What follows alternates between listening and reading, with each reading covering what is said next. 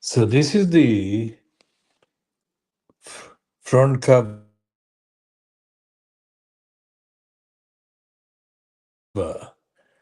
of the Times Magazine of Saturday, the 30th of August 2025. And it says that the Queen was a Remainer. So if Brenda was a Remainer, papers suggested that she was a Remainer. The whole analysis that the Brexiteers presented during the entire period of the campaign for Brexit showed that Brenda was a Brexiteer. They lied.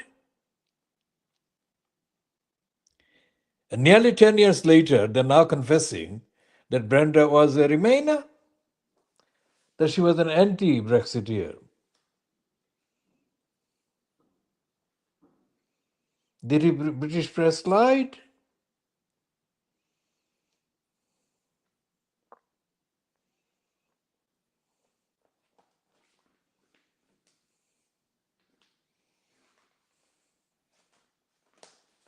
And the Times Magazine article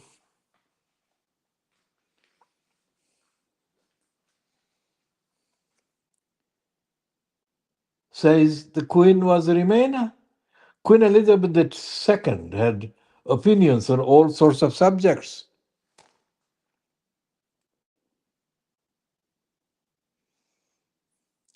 We shouldn't leave the EU. Better the devil you know, she told a minister.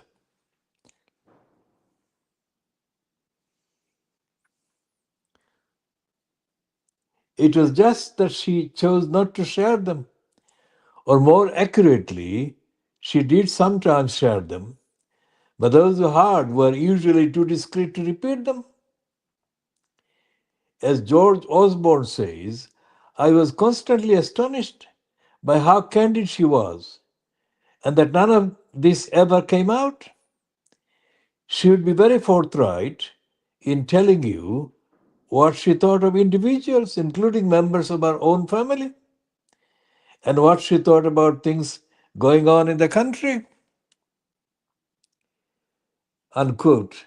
Another politician tells how the Queen once mentioned over drinks that she was due to see Pakistan's General Musharraf, who'd later be found guilty of violating the country's constitution and sentenced to death in absentia.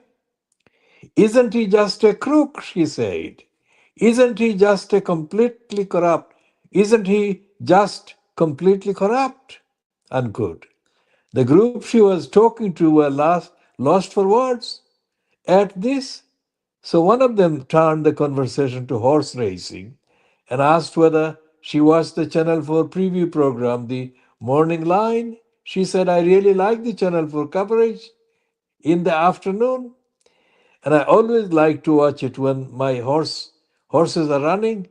But the Morning Line, I can't watch it. I can't stand that man, John McCreerick.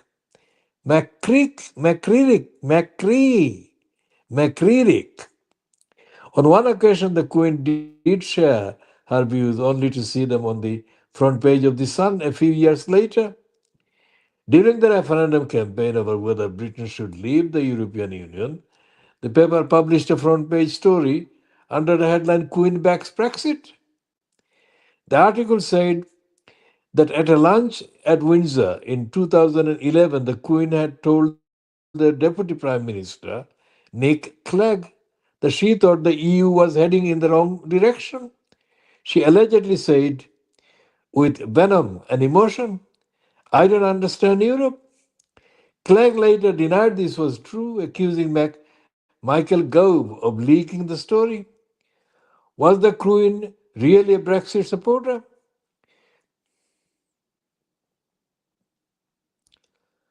Although Buckingham Palace complained to IPSO, it did not issue a strong denial of the story, etc., etc.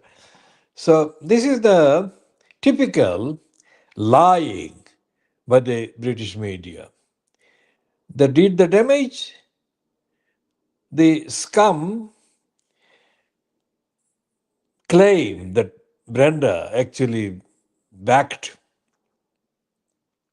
Brexit was never countered. To be continued.